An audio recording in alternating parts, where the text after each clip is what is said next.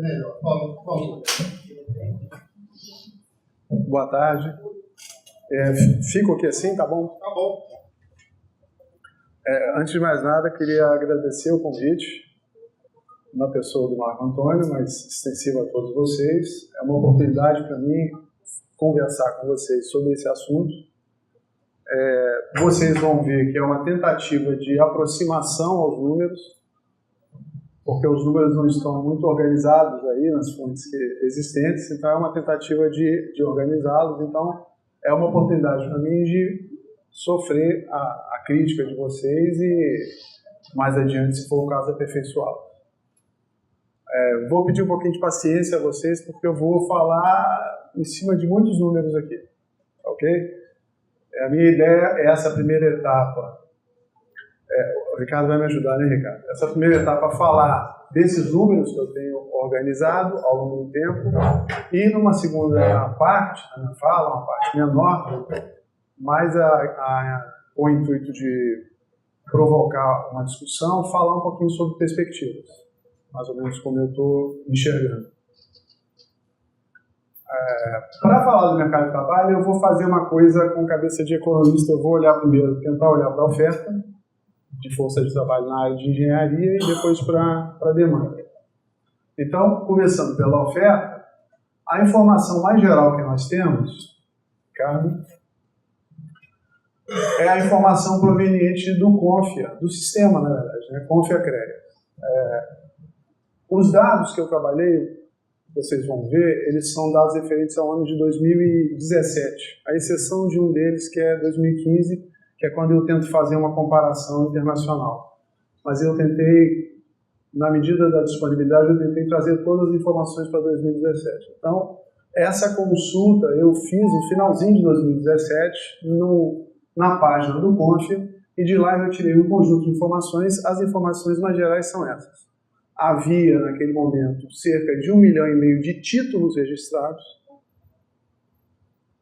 e os donos, os portadores desses títulos, correspondiam a mais ou menos 1.400.000 engenheiros e engenheiras. Na verdade, engenheiros e engenheiras, mas as outras profissões afins também, porque aqui envolve geólogos, envolve aqui os técnicos também, meteorologistas, ok? Mas o grosso aqui, depois a gente vai ver, é engenheiro e técnico. Tá? Bom, essa é a informação mais geral que a gente tem, que nos daria uma ideia de estoque da oferta. Não estão pensando aqui em fluxo ainda, estão pensando na quantidade de pessoas que, em princípio, estão disponíveis para trabalhar, exercendo a profissão nessa área de conhecimento. Nós não temos, adiante, por favor, nós não temos a informação dos registros segundo a modalidade. Nós temos os títulos segundo a modalidade.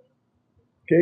Então, quando a gente vê daquele 1,5 milhão de títulos, a sua distribuição, a gente vê que quase 900 mil são engenheiros, uma quantidade pequena são tecnólogos, depois vem os geólogos, geógrafos, meteorologistas, e um outro contingente muito grande, que inclusive agora vocês estão se desmembrando, né?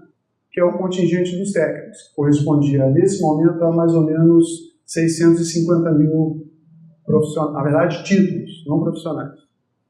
Aí a primeira tentativa que eu faço de aproximação.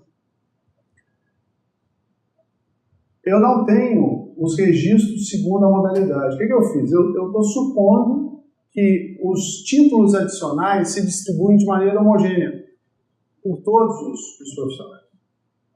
Não importa. Fazendo isso, eu aplico essa proporção de 59% de profissionais de nível superior sobre aqueles 1.300.000 registros e chego a esse número de mais ou menos 816 mil profissionais.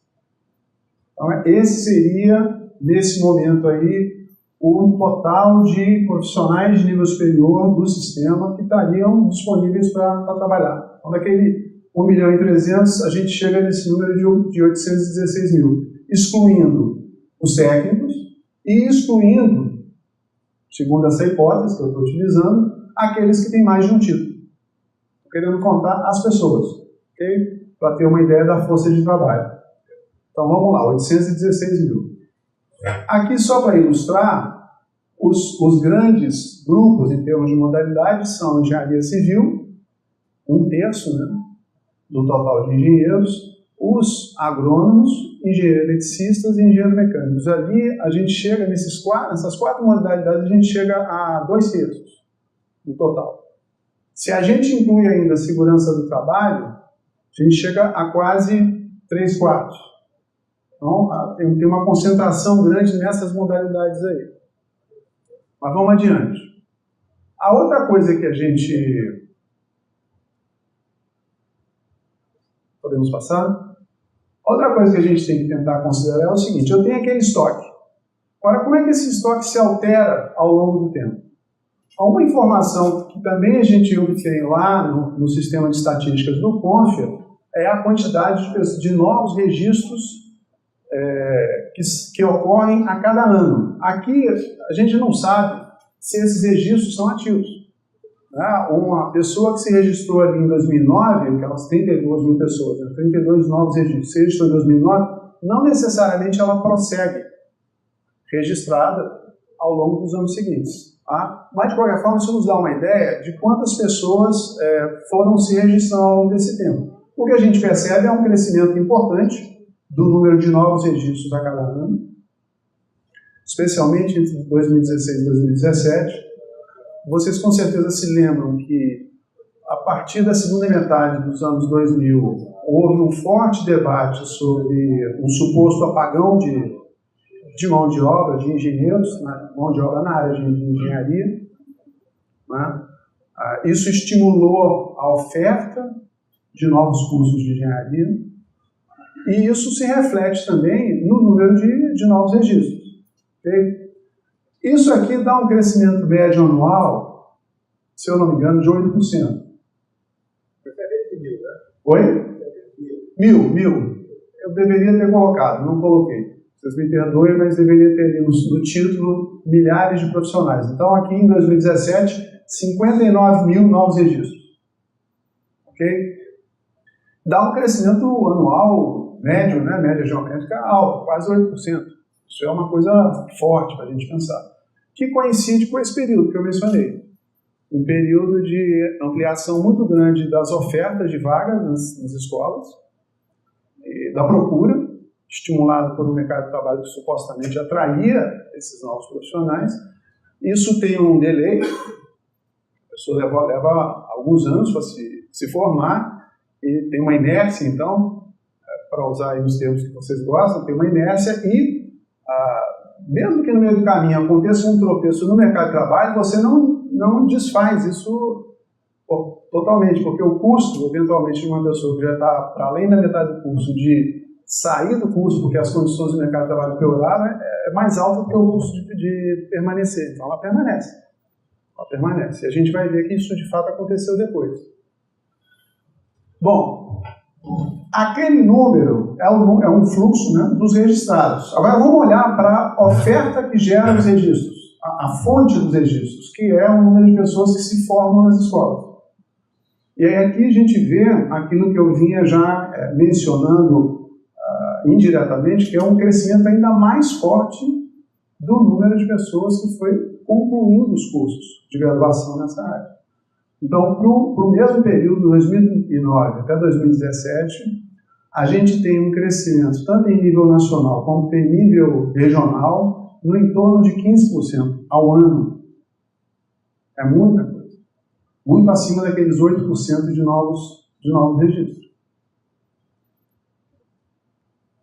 A participação do Estado do Rio em torno de 9%, isso não se altera muito ao longo desse tempo. Tá?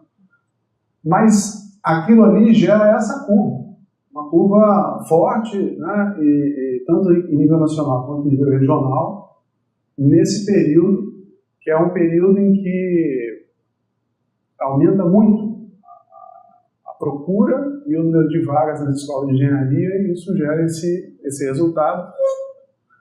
No eixo da esquerda, que é em nível nacional, a gente chega ao final, em 2017, com mais ou menos 120 mil. Na verdade, são 115 mil concluintes de cursos de graduação na área de engenharia. E saímos de um patamar de menos de 40 mil em 2009. Então, é de fato um crescimento muito grande. No Rio de Janeiro, a escala é outra, obviamente, né? A gente sai de um patamar de mais ou menos 4 mil para chegar num patamar de 10 mil, mas a forma da curva é muito parecida. Muito parecida. Diante. Aqui começa a gente começa a ver a encrenca. A gente estava olhando ali o número de concluintes. Agora a gente está olhando aqui o número de pessoas que estão entrando nas escolas. A gente vê aqui um crescimento ainda mais forte no primeiro período, de 2009 até 2014, porém, a partir de 2014 para 2015, né, a virada do ano para 2015, a gente tem uma reversão brutal da curva de aumento do número de ingressantes nos cursos de engenharia. É só engenharia ou isso é... Eu vou falar um pouquinho sobre isso. Engenharia, naquele conjunto que a gente viu do sistema, engenharia é a maioria absoluta, né? Aqui eu estou trabalhando com engenharia. Eu queria saber se a reversão também se dá nas demais caras. Se dá, mas no caso da engenharia é muito forte. Eu não trouxe os números aqui, mas no caso da engenharia é muito forte. Muito forte. E no Rio de Janeiro foi mais pronunciado ainda. Então tem um certo descolamento das duas curvas ali, porque aqui a crise foi mais intensa. Estou atribuindo essa mudança à crise. Não só a crise do mercado de trabalho, mas as próprias condições de financiamento, porque a gente vai ver que boa parte dessa expansão da oferta é oriunda da iniciativa privada. Então, à medida que você tem condições piores das pessoas, elas não têm nem condições de pagar. Condições piores de financiamento, as confusões que ocorreram no FIES, também dificultam o número de ingressos. Tá? Ali é 2 mil no Rio. Não, 20 mil. Aqui está com o nome correto. Milhares de pessoas. Você chegou num topo ali, no caso do Rio de Janeiro, de mais de 35 mil ingressantes no ano de 2014 e agora isso cai para 20 mil. Em 2017, na verdade nós estamos chegando ao final de 2018. Mas o último censo escolar, que é de educação superior, que é a fonte que eu utilizo, é o de 2017. Provavelmente, no ano que vem, quando a gente tiver acesso ao censo de 2018, a gente vai perceber que essa curva continuou com a mesma tendência. Isso, aí tem isso.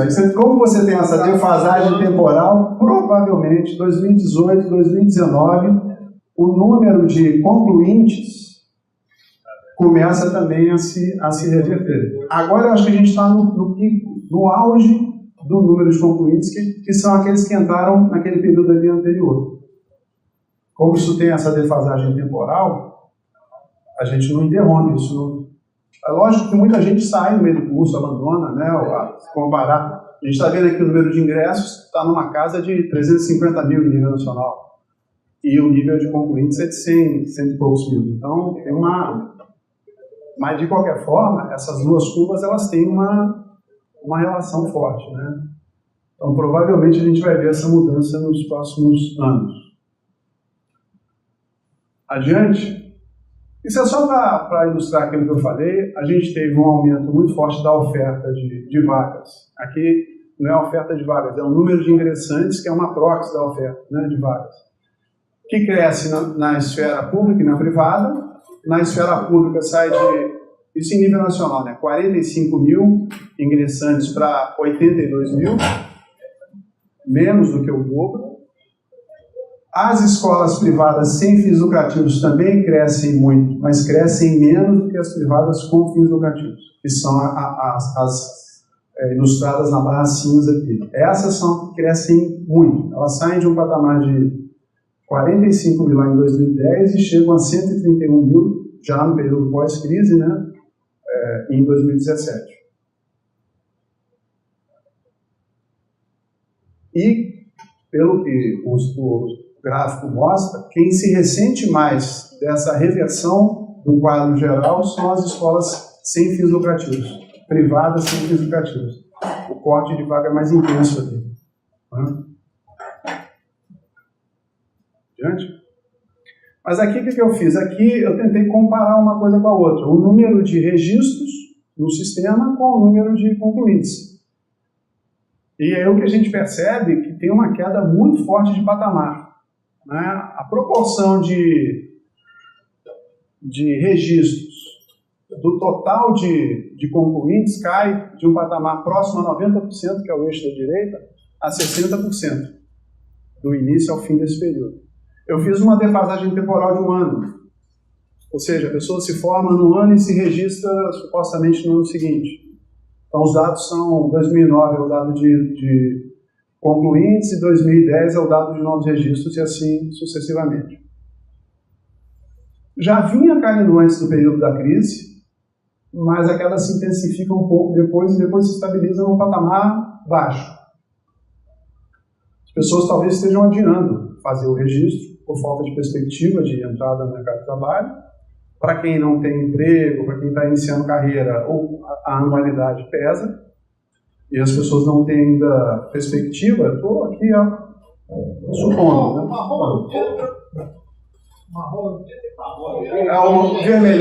Avermelhado é o número de concluintes. Estou supondo o seguinte, a pessoa se forma e no ano seguinte ela vai e faz o registro no CREA.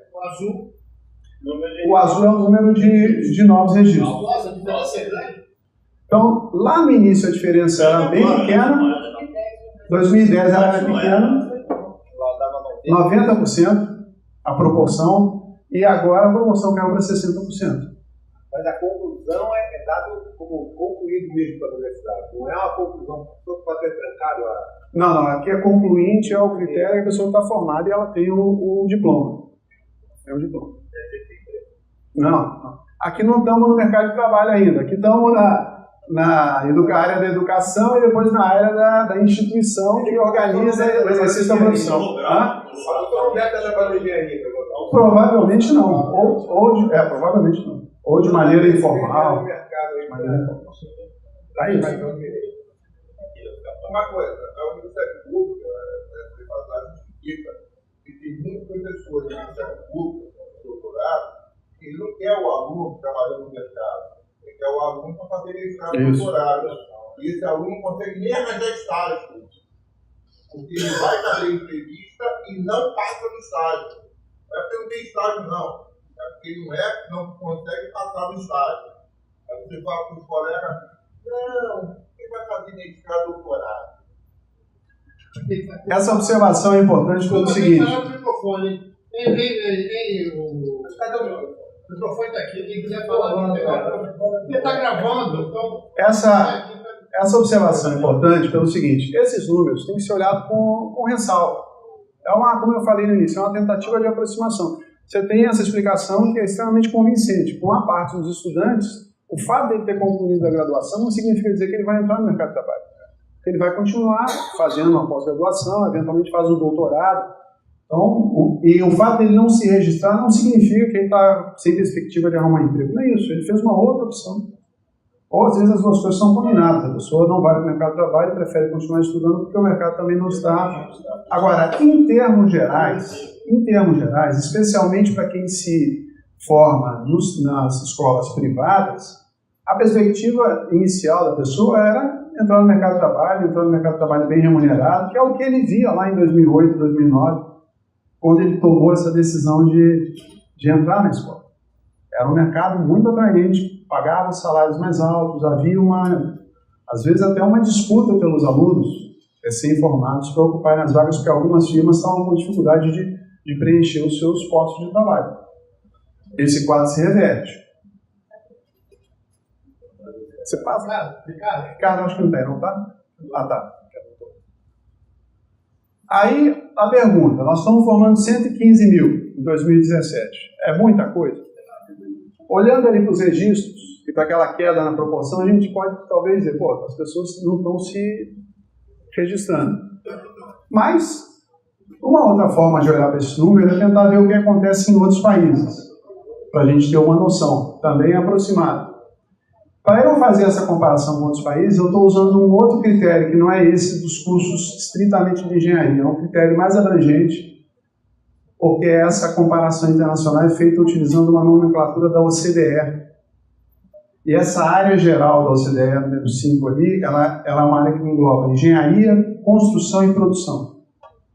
Então, tem outros cursos também, para além dos cursos de engenharia. Por exemplo, tecnologia de alimentos, arquitetura, construção de edifícios. Aí tem vários nomes que as faculdades dão, que são, às vezes, de tecnólogo, não é engenharia estrito senso.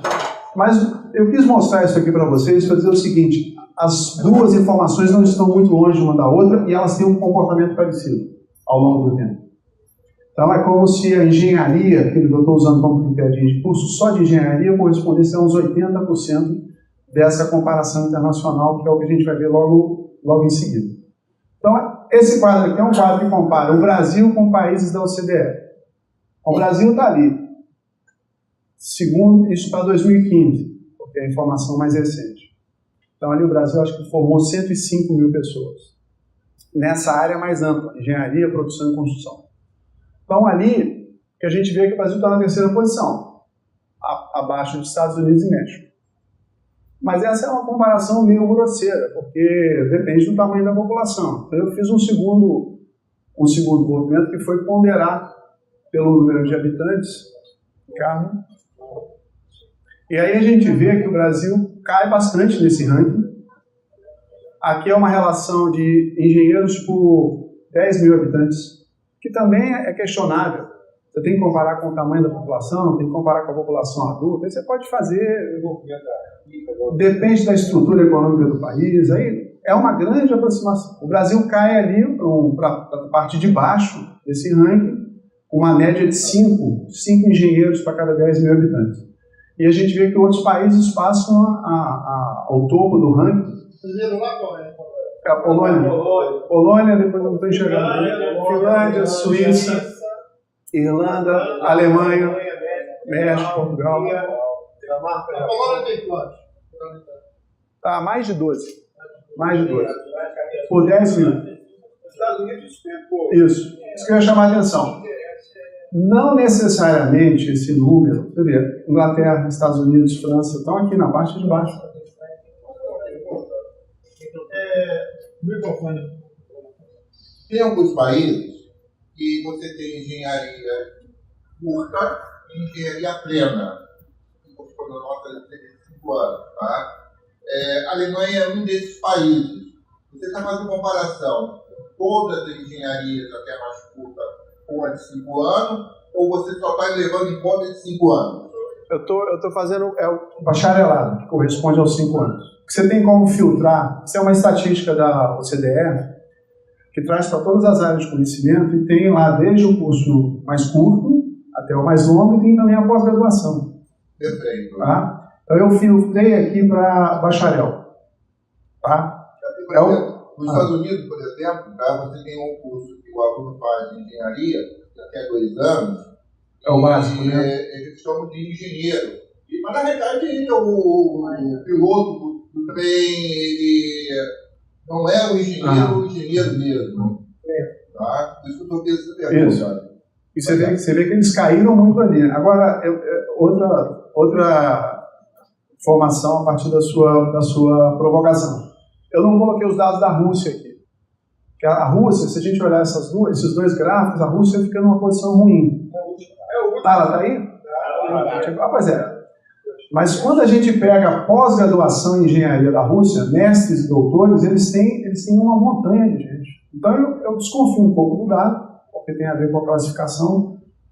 Vocês sabem como é difícil fazer isso, né? Comparar a estatística em nível internacional. Os países é que fazem a sua própria classificação, eles têm esses critérios, mas pode ter problema aí. Então, os russos, por exemplo, se você incluísse mestrado e doutorado, eles iriam para o topo do ranking. A China eu não obtive as informações. Eu já li que eles estavam formando 500, 600 mil engenheiros por ano. E a Índia tem informação, eu não trouxe, está formando 800 mil engenheiros por ano, em 2015. Porém, eles têm uma população superior a 1 bilhão de habitantes. Então, a questão é, se a nossa aposta for em ciência e tecnologia, talvez quantidade, essa massa crítica de 800 mil engenheiros, ela seja mais do que suficiente para você.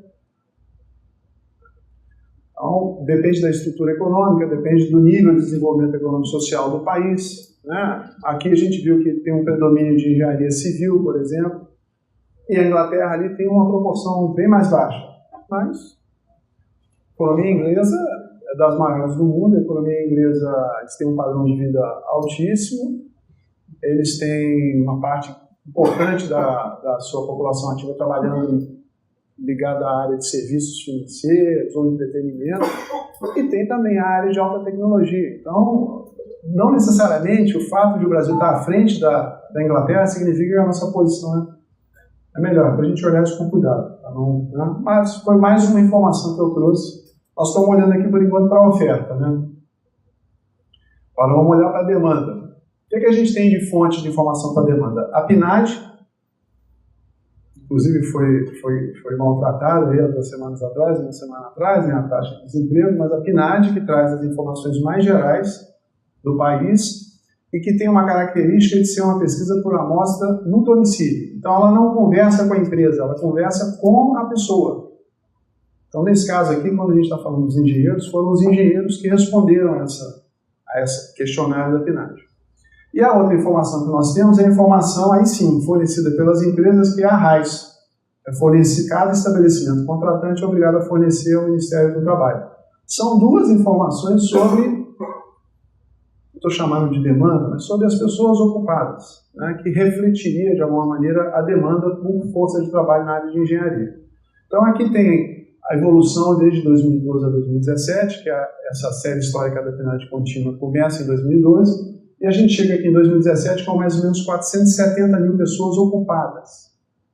Então lembra que a gente tinha aqueles 816 mil de estoque, digamos assim, de engenheiros com registro. Né? Você pode, inclusive, estar exercendo, entrar aqui na PNAD e dizer, não, eu trabalho como engenheiro e não necessariamente está registrado. Mas, supondo que os que estão trabalhando aqui também estão registrados, a gente tem essa relação entre 470 mil e aqueles 816 mil. Tem um contingente não desprezível de trabalhadores sem carteira e conta própria. Os conta própria, eu cheguei a desagregar os dados e vi que quase a metade não tem CNPJ, então é um informal, é um exercício informal porque aqueles que têm CNPJ, ele pode ser autônomo e está muito bem estabelecido, não ser necessariamente ter uma relação, uma inserção no mercado de trabalho precária. Agora, se ele, além de estar como conta própria, também não tem um CNPJ, aí a gente já pode talvez imaginar que a posição dele é menos confortável. Né? Outra coisa que a gente vê também aqui é que, apesar da série ser menor, a gente vê também aquele movimento de pico em 2014 e 2015 e uma reversão menos intensa, né, do que a gente tinha visto lá, do número de ocupados. Os ocupados com carteira de trabalho assinada, tanto no setor público quanto no privado, tem uma queda a partir de 2014 e 2015. O empregado sem carteira aumenta a sua participação, embora seja pequena relativamente à média da economia brasileira. Os militares e servidores públicos também têm uma pequena redução. A proporção de empregadores é relativamente alta, a média do país para todos os setores de atividade, todas as ocupações, é mais ou menos 4%, né? Mas era de se esperar que aqui fosse um pouco mais alto, e aí tem essa distribuição ali. A outra informação é a informação proveniente da RAIS. Essa RAIS é a RAIS de 2017. Aí nós temos 233 mil. Então, daqueles 470 mil, a gente tinha lá, pela PNAD, tinha acho que 280 mil com carteira, ou militar ou estatutário, mais ou menos isso. E aqui na RAIS, aquele número aparece como 233 mil. Não necessariamente as pessoas que trabalham como engenheiras, mesmo tendo carteira assinada, elas aqui na RAIS aparecem como engenheiro. Se ele for, por exemplo, um chefe de departamento, ele provavelmente na PNAD ele diz assim, não, eu trabalho como engenheiro. Mas aqui na RAIS ele vai aparecer como diretor, como gerente, ele não vai aparecer classificado como engenheiro. Então talvez essa seja uma explicação, pelo menos em parte, da diferença que não é tão grande entre essa fonte e a outra. Os professores também. Que não é eu até anotei aqui, o contingente não é desprezível. Eu não considerei ali, mas olha aqui, 17 mil.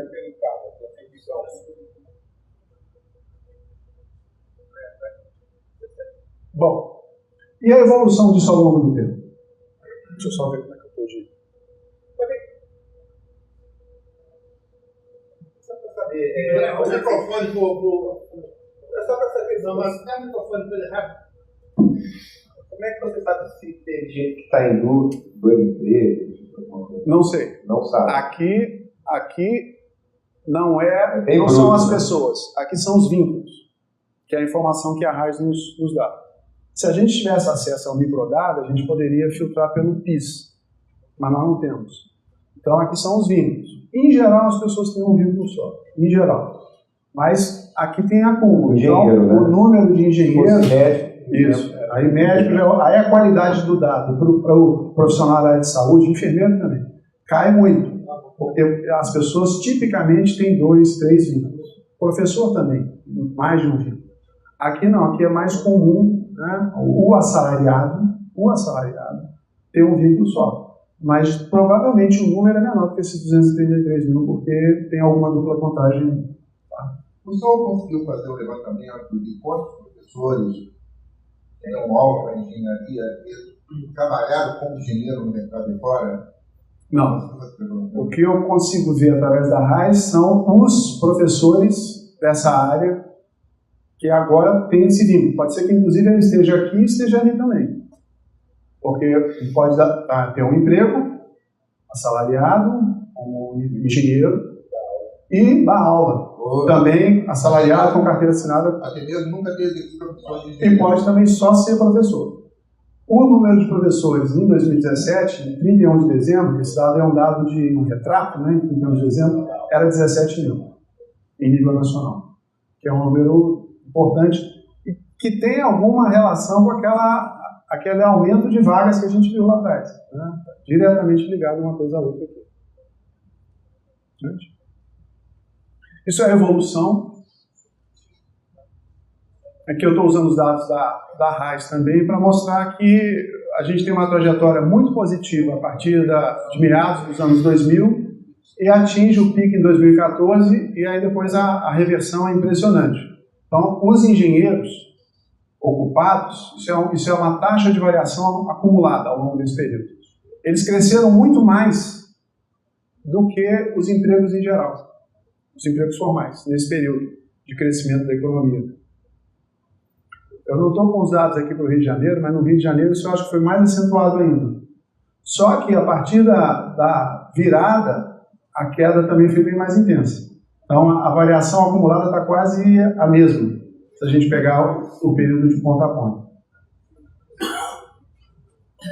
Aqui fiz uma coisa parecida, só que por alguns segmentos de atividade, para a gente ver o que foi esse período, né? O setor naval, que é o verde, o setor da construção, serviços de arquitetura e engenharia, são todas curvas de setores de atividade mais próximos da engenharia, que tiveram um comportamento muito melhor naquele período anterior do que o conjunto da economia. E também sofreram muito mais fortemente no período da crise. Estou preocupado com o horário. Isso uma tentativa de medir esses períodos. Então, é uma taxa de crescimento. O que está em vermelho é o período até 2014. O que está em marrom é o período de 15 a 17. E o verde é o ponta a ponta. Então, aquele crescimento exuberante lá da indústria naval de 12%, ele se reverte com uma queda de 21%, médio anual nesse período mais recente, e na média do período inteiro, 2% só de crescimento ano. Então, aquilo que foi construído foi fortemente revertido. E aqui na ponta, os postos de trabalho de engenheiros. Chegou a crescer 5%, sofre muito nesse período de crise, e na média está um crescimento de 3%. Isso aqui é uma tentativa de fazer um resumão com todas as ressalvas possíveis, porque os números não são assim tão precisos como a gente gostaria, mas a gente tem aqueles 900 mil pessoas com nível superior, 910, dali a gente aplicando aquela proporção cai para 816 mil, e nesse ano concluíram 116 mil. Na PNAD, estariam ocupados, segundo a PNAD, é uma estimativa, né, 470 mil, os assalariados formais 280 mil e, segundo a RAIS, 233 mil em dezembro de 2017.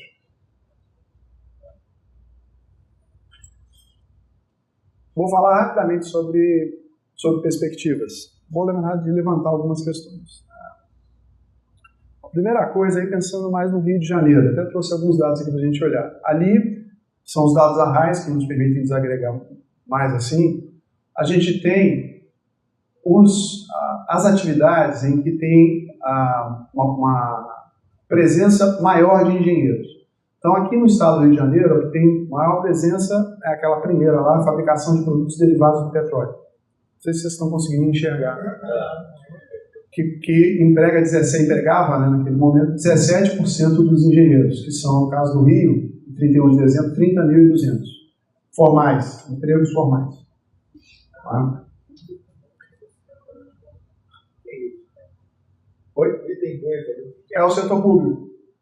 É o setor público. O setor público, no caso da RAIS, é o que tem a informação mais complicada, porque às vezes a informação é centralizada no órgão de administração. São os engenheiros. É centralizada no órgão de administração e aí põe todo mundo junto lá na administração direta e as empresas, em geral, fornecem informação melhor. Pois é, essa que é a questão que eu queria chamar a atenção. O que é que predomina aqui no emprego no Rio? O emprego público, a cadeia de petróleo e gás, porque tem aquela primeira linha, mas tem depois, extração de petróleo, depois tem atividades de apoio à extração de petróleo e gás natural. Se a gente olhar, é um pedaço grande do emprego formal do engenheiro no estado do Rio de Janeiro. É a cadeia produtiva do petróleo e gás. E se a gente pegar o serviço de consultoria e engenharia e arquitetura, boa parte disso também é para o setor de petróleo e gás ou para o Estado. As obras de municípios e governo do Estado. E alguma obra federal aqui. Então, aqui é que está o emprego formal do engenheiro no estado do Rio de Janeiro. E esses segmentos estão com problemas. Então, assim, a perspectiva de médio prazo, do meu ponto de vista, não é tão favorável. Tem uma notícia que não é tão nova, mas que é importante, que é a reversão do preço do petróleo em nível internacional. Já tem aí mais de 6 meses, 7 meses. E isso já está produzindo impactos positivos, tanto nas finanças públicas, quanto estavam, porque caiu de novo? Não? Mais ou menos? Não, o PEP está anunciado. Não, hoje eu nem vi.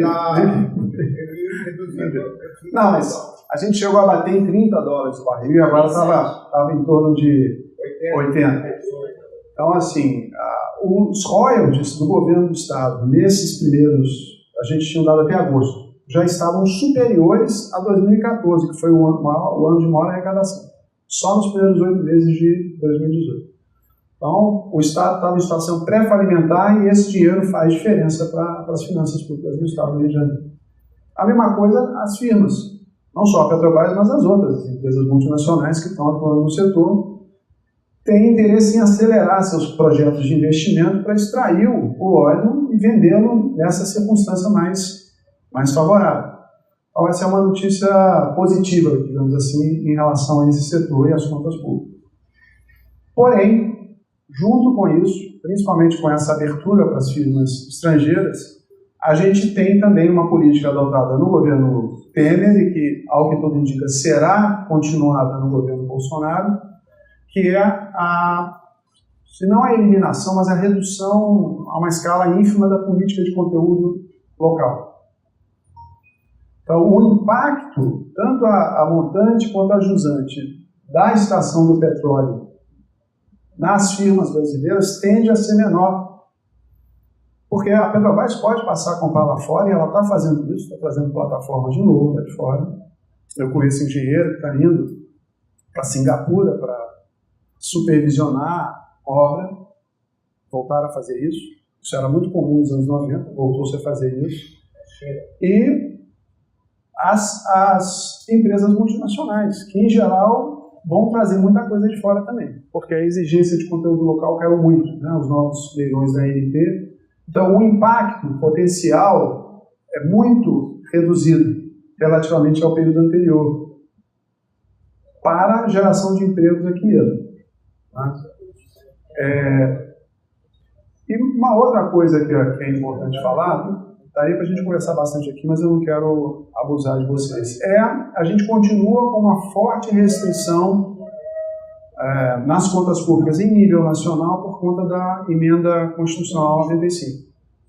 Então, esse novo regime fiscal, ele coloca um imenso desafio para as contas públicas e, até agora, o que a gente tem visto é o corte que vai impactar também não só no emprego direto do engenheiro, mas também na nossa capacidade de nos desenvolvermos. Se a gente considerar, por exemplo, o corte de gastos na área de ciência e tecnologia, foi brutal. A perspectiva para 2019 não é de alívio. A princípio, isso não está colocado. A gente até pode ter algum crescimento econômico no próximo período, mas o impacto no emprego, principalmente no emprego mais qualificado, talvez seja menor do que no período anterior. A sensibilidade do emprego, né? Aí, o economista gosta de falar de elasticidade. Eu acho que em engenharia também se usa esse conceito, né? A elasticidade do emprego, da engenharia, né? Ao crescimento da economia, eu acho que cai com essa redução da política de conteúdo local. Isso para não falar nas novas tecnologias, que aí é uma outra longa conversa, mas que também vão no sentido de bagunçar esse mercado de trabalho. Eu fico por aqui, agradeço a atenção de vocês e estou à disposição.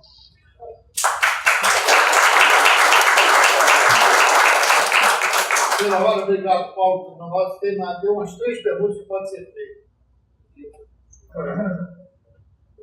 Parabenizar, né, pela excepcional palestra. Você até coloca na última linha, reforma trabalhista. Nem mencionei isso. O fato hoje da terceirização ela ser ampla, qual é o impacto que isso vai trazer nessa demanda ou nessa precarização, né, do exercício profissional do engenheiro? Olha, eu vou falar em tese, porque uma das coisas que a gente vai ter que enfrentar, nem sei dizer exatamente como, é o fato de que a gente não tem estatística para cobrir a terceirização. Nós não conseguimos, através das nossas fontes atuais de informações, saber como é que as empresas, porque a terceirização é uma relação entre empresas, né? Como elas se relacionam. Então, eu tenho como saber quais são os empregos, mas eu não consigo saber se aquele emprego na empresa A é para um contrato da empresa A com a empresa B. Então, assim, nós não temos nem estatística para mensurar o impacto da terceirização. Agora, em tese, só acentua a precarização que a gente está enxergando. Potencialmente, você pode transformar tudo num contrato terceirizado.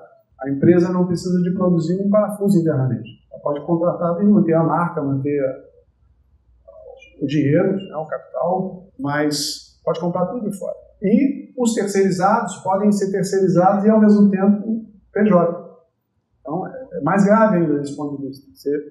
Ou pode ser um terceirizado que trabalha com uma empresa de contrato temporário de emprego. Ou seja, a combinação dessas novas modalidades que foram criadas, ou o trabalho intermitente.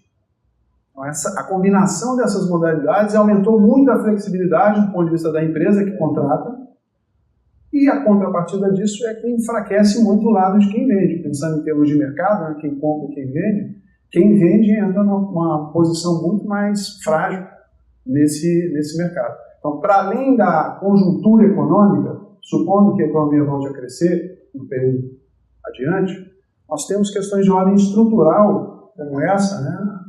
A reforma trabalhista, a terceirização restrita, que podem nos colocar numa dificuldade enorme lá na frente de brigar por melhorias, etc. Porque organizar os trabalhadores nesse ambiente é muito mais desafiador. Imagina o teletrabalho.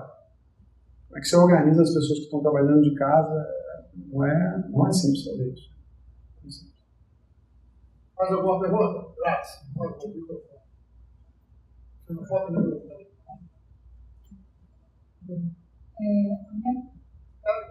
Obrigada.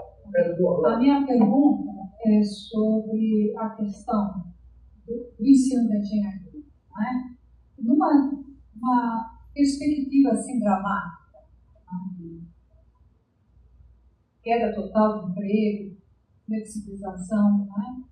Como é que fica esse ensino? Porque se você recuar um pouco, você apresentou em 2009, se você recuar, pegar desde o início, você vai ver que o crescimento do ensino, do total de formandos na engenharia, ele é muito lento até 2009. Em 2009, ele dá um pequeno salto. E aí, em seguida, ele vem crescendo mais fortemente, e a partir de 2003, 2004, é que ele cresce, a curva começa a ter um crescimento significativo, né? Muito bem. O mercado atual, com essa perspectiva de total destruição, vamos dizer assim, né? Da expectativa de conseguir um emprego, porque, como foi falado há pouco mais de um mês, foi dito nessa discussão sobre as novas diretrizes curriculares nacionais dos cursos de engenharia, foi dito muito bem por uma diretora da escola de engenharia que o diploma de engenharia vinha representando na sociedade brasileira como uma das formas de ascensão das pessoas, e elas usam um termo bastante forte e bastante emblemático. Era uma carta de aforria para os pobres. Então, os pobres faziam engenharia, certos que teriam uma excelente remuneração em relação a outras perspectivas, né? E uma certa estabilidade socioeconômica. Diante desse quadro, a situação me parece que não vai haver mais carta de alforria, certo? Ao menos é o que está me parecendo. E aí, mesmo assim, além disso, apesar disso, há um movimento do MEC, junto com a CNI, quem puxou, quem capitaneou, o principal protagonista é a CNI, das novas diretrizes, proposta de novas diretrizes para os cursos de engenharia. E essas novas diretrizes se baseiam em competências, em que é muito vago, eles não especificam as competências específicas, só as gerais, que servem tanto para engenharia como para cabeleireiro, são gerais, completamente gerais, são competências de se viver na sociedade, né? Mas não as específicas. Em vista disso, a expectativa é que se passe essas novas diretrizes curriculares, haverá uma precarização total da engenharia, inclusive o leigo engenharia migrando para os tecnólogos, que até hoje não houve isso, até hoje os tecnólogos serão tecnólogos, engenheiros. Então, eu pergunto, para que novas diretrizes curriculares se essa situação está tão assim dramática? Qual o interesse da CNI se ela sabe que está totalmente destruído, porque ela sabe, ela acompanha isso tanto quanto você, ela do outro lado acompanha você também. Então, por que ela quer jogar com novas diretrizes e abrir certificação, realmente eu fiquei sem conseguir entender agora. Porque a ideia era que eles queriam precarizar o trabalho, isso é muito nítido, muito forte. Agora, para que se já está totalmente precarizado?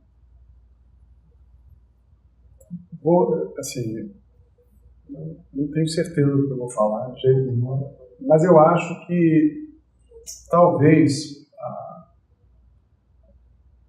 isso é forte que eu vou falar, mas eu acho que a burguesia nacional acho que jogou a toalha, essa é a impressão que eu tenho. Assim, na divisão internacional do trabalho que se avizinha, eu acho que a escolha é que o Brasil não jogue um papel relevante, e para que nós sejamos apenas consumidores de novas tecnologias desenvolvidas fora do país, talvez a formação não seja, sim, seja uma formação mais simples, é uma possível interpretação, eu não sei se é isso. A conjuntura que eu trouxe aqui, né, os dados do emprego, eles podem ser em princípio passageiros, porque você teve uma mais longa, né, recessão da nossa história. Então, mas nosso desafio, o nosso problema não é nem esse. Nosso problema é, imaginando uma retomada do crescimento da atividade econômica, é que postos de trabalho nós vamos ser capazes de gerar. Essa que é a questão. Esses postos de trabalho estão sendo disputados no mundo inteiro a faca, né? Porque gerar emprego de engenheiro, não só no Brasil, mas em qualquer lugar do mundo, é gerar um bom emprego. Então, todos os países tentam, estão formando exércitos de engenheiros e engenheiros por aí. Se a gente não vai desenvolver a nossa própria tecnologia, se a gente não vai usar o nosso poder de compra na área de saúde, na área de petróleo e gás, para estimular a engenharia nacional e a empresa nacional, se a gente vai abrir mão dessas coisas todas, não vai investir em conhecer a Amazônia e tirar o melhor proveito das riquezas que estão ali, a gente talvez não precise de tanto engenheiro, ou talvez não precise de um engenheiro muito bem remunerado. Você precisa de um core para tomar conta, né? Mas não centenas de milhares. Talvez seja essa a lógica. É terrível, mas talvez seja essa. Mais uma pergunta para terminar, porque agora Rafael Colocão. Rafael. Boa tarde. Queria fazer uma provocação coletiva, né? O que a gente observa que o tempo para formar um engenheiro é muito grande. Então, você falou de inércia, né? Se a gente observa a economia, quando a economia vai bem, os engenheiros têm uma boa remuneração, e a gente tende a ter mais pessoas começando o curso de engenharia, só que a gente vai levar 5 anos ou mais, né, para formar aquele grupo. Então, qual seria o papel, por exemplo, dessa flexibilização de uma engenharia em menos tempo, como era a proposta de Bolonha, que geralmente são 3 anos, mais 2 anos, e o aluno sai com mestrado. Será que uma engenharia com uma formação mais direta, mais concisa, como a gente tem observado que é a tendência, diminuir a carga horária? Por exemplo, a maioria aqui deve ter se formado com 5.000, 6.000 horas. Hoje é 3.600 horas, quase metade desse valor. Então, será que a tendência é diminuir o tempo de formação justamente para acompanhar esse ganho na economia? E se isso teria algum diferencial, por exemplo, na contratação de mão de obra externa? É uma provocação só. Talvez vocês respondam isso melhor do que eu. Eu não saberia te responder diretamente, porque eu não sei assim, avaliar se uma formação mais encurtada, se ela é capaz de responder aqui. Eu acho que tem a ver com a questão anterior, né? Se é responder a uma economia para 30, 40 milhões de habitantes e que vai fundamentalmente fazer uma interface com a tecnologia desenvolvida no exterior, talvez seja suficiente, né? Se a ideia é ter um projeto de país, um projeto de desenvolvimento econômico e social, em que a ciência e a tecnologia têm um papel central, porque a única forma de nós aumentarmos a nossa produtividade é essa, e a nossa produtividade é muito baixa. Nós temos um PIB de menos de 7 trilhões e temos 210 milhões de habitantes. Então, o nosso valor gerado por pessoa anualmente é menor que 50 mil reais. É muito pouco. Muito pouco. Os postos de trabalho, né, os 90, quase 100 milhões de postos de trabalho, eles geram um valor anual médio muito baixo. Então, nós precisaríamos aumentar muito a nossa produtividade. Nós não podemos fazer isso em ciência e tecnologia ou comprando a tecnologia de fora, porque a parte do leão, o filé mignon, vai para fora, nos royalties que a gente vai pagar. Então, assim, a sua pergunta tem tudo a ver com qual é o modelo de desenvolvimento econômico e social que nós queremos, e dependendo desse modelo, a engenharia vai ter um papel ou outro. Agora, se você quer desenvolver um país econômico e socialmente, a engenharia é fundamental. É fundamental. Vou te pedir só uma coisa, tem mais 3 perguntas, para você ser reticente, os caras aqui também. Voltão, nossos amigos aqui serão reticentes. Em cima da pergunta dele, a qualificação do engenheiro formado em relação a gente, tá, não está deixando a desejar. Outra, com a redução da carga horária de engenharia, nós estamos formando nem engenheiro de operação. Daqui a pouco, você consiga tecnólogo. Mais uma. Quando você aumentou a entrada de aluno em engenharia em vários cursos, subdivisão de cursos, o mercado absorve isso, Ah, não, é uma forma de inclusão social. Espera aí, não venha falar inclusão social comigo. Eu não venho de família bastarda. Eu ralei muito de chegar onde eu cheguei. Hoje em dia, muitas vezes, querem que a gente, professor, entenda que o aluno ele é carente. Ele passou para a imagem de saber, ele passou o ginásio de saber, ele passou o segundo grau de saber. E a engenharia, não, ele é um aluno carente. Não devemos manter a cobrança que nós tivemos na engenharia.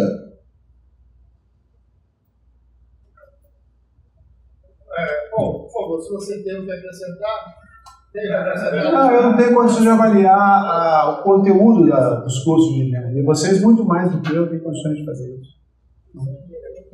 Boa tarde a todos. Gostei muito da palestra, parabéns.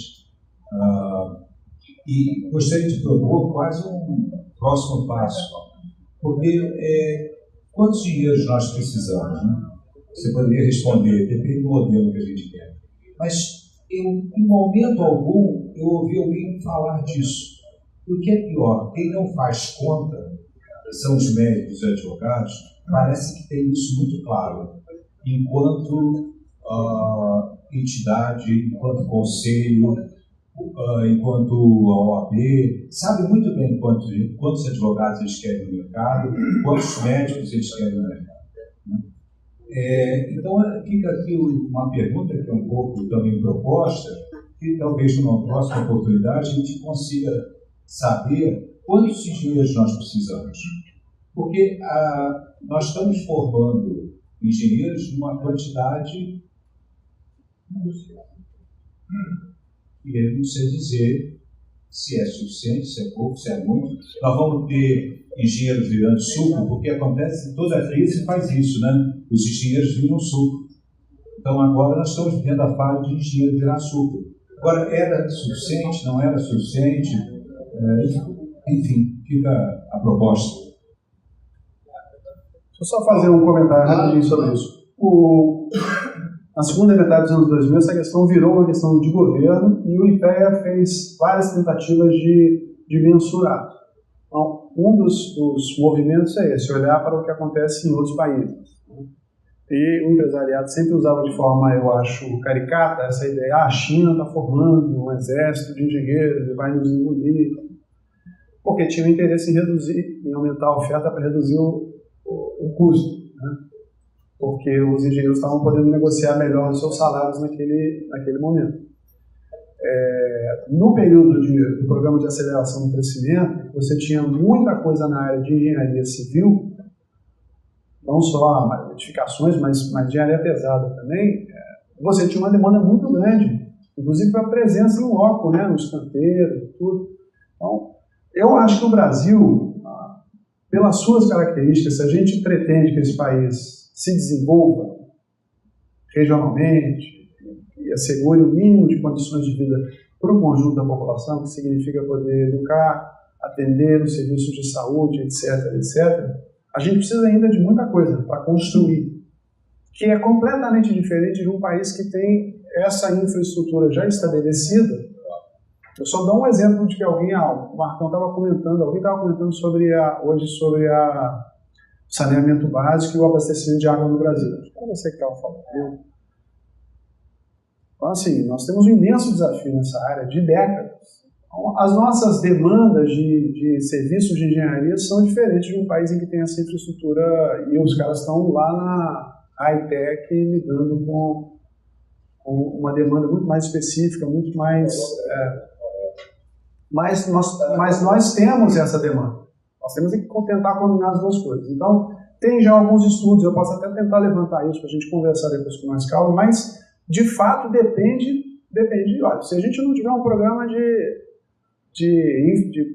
construção de infraestrutura básica para o conjunto da população, se a gente não quiser interligar o país por malhas ferroviárias, se a gente não quiser fazer saneamento básico, a demanda por engenharia é muito menor. A gente vai importar tudo que a gente usa de relevante lá de fora. Bom, a última derradeira pergunta que professor livre. Tá, não, se não tiver, a gente não pode dizer.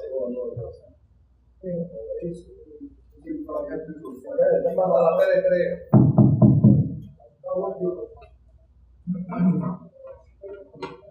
Alô, você havia citado aquela OCDE, Organização para a Cooperação e Desenvolvimento Econômico, né? Aí tem vendo aqui que o processo não veio para os participantes dessa organização, que eles sejam países desenvolvidos, tem um PIB per capita elevado e o IDH também é elevado, né? Índice de desenvolvimento humano. Quer dizer, onde que o Brasil se encaixa, se enquadra, digamos, nesses critérios de adesão a essa OCDE? Fiquei curioso, é mais uma... Não, o Brasil não se encaixa. Isso é um clube dos ricos e se a gente, nesse momento, por uma questão política, porque na verdade é um clube dos ricos de constituição política, né? Tem essa vestimenta do desenvolvimento, mas na verdade você tem países muito díspares aí, mas é uma iniciativa no sentido de organizar os que mais podem. E eles têm um conjunto de regras que para nós seriam desfavoráveis. Então, algo que aparentemente é positivo, o Brasil ingressou no clube dos ricos, tem muito mais ônus do que bônus, porque nós não teremos força nesse clube dos ricos para alterar as regras. E eles têm um conjunto de regras que tentam evitar que os governos tenham mais autonomia para promover as políticas que vão fazer o seu desenvolvimento. Então, na área fiscal, na área monetária, na área cambial, eles constrangem. É um acerto político-econômico entre eles e para nós seria desvantajoso. Então, o governo também andou ensaiando, mas foi recusado, né? Andou ensaiando participar da OCDE, mas isso acho que seria pior do que melhor. Na realidade, não atende nenhum desses critérios aqui, né? Esses três principais critérios aqui de adesão a essa OCDE, né? Bom, eu queria agradecer enormemente ao meu amigo Paulo Jäger por essa brilhante palestra, muito boa, pelos amigos aqui que foram extremamente corteses com o Paulo, que fizeram várias perguntas a ele. Ele agradeceu, eu já sabia da palestra dele, eu surpreendeu, mas eu só queria te apresentar o seguinte: eu queria ficar com a máxima do professor Carvalho, que uma vez me disse que se o Brasil crescer 7% ao ano, em 2010, para esse Brasil crescesse como estava crescendo 7% ao ano, havia um gargalo na engenharia. Aí, por causa daquilo, hoje se forma 115 mil. Né? Bom, esse número vai despencar. Vai despencar. Bom, eu queria agradecer a Paulo. Paulo do GF. Eu vou dar 5 minutos para eu ir ao banheiro e depois nós vamos recomeçar a reunião.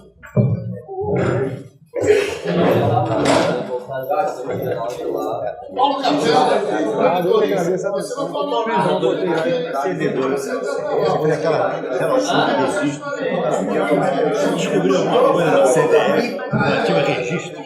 Existe algum creme no mundo inteiro? Não, deve existir. Crema jabuticaba. CREA-RJ, Conselho Regional de Engenharia e Agronomia do Rio de Janeiro. Ao lado do profissional, de frente para a sociedade, em defesa da engenharia nacional.